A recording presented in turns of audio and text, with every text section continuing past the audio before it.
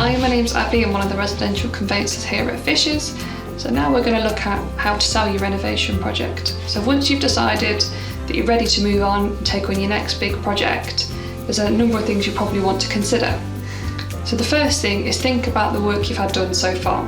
Compile all your certificates. So if you've had new windows, compile your fender certificates, anything with building regulations, so any extensions, any planning permission documents, any new boilers, electrics. So start by compiling all of that work and make a note of when this work was done.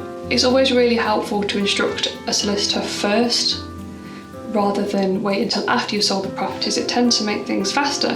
This is because you've got quite lengthy documents called the protocol forms. So these will look at in detail everything you've done to the house so far.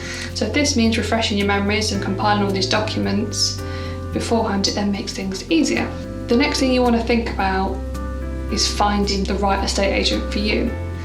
So you want to be looking at estate agents' works, what sort of projects they normally deal with, because some estate agents do specialise in particular types of properties.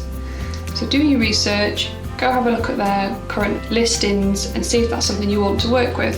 Equally, look at their photographer. It's really, really important because the first thing people see on Rightmove is those handful of snapshots. You want to make sure that this is showing your property in the best light. So once you've found the right estate agent for you and you've got the property listed, you'll then be able to start having viewings. So once the buyer's around, you need to really show off what you've done. Buyers want to see all the hard work you've put into this. If they don't want to do it themselves, really take this opportunity to show off what you've done and the potential that you've made with this property.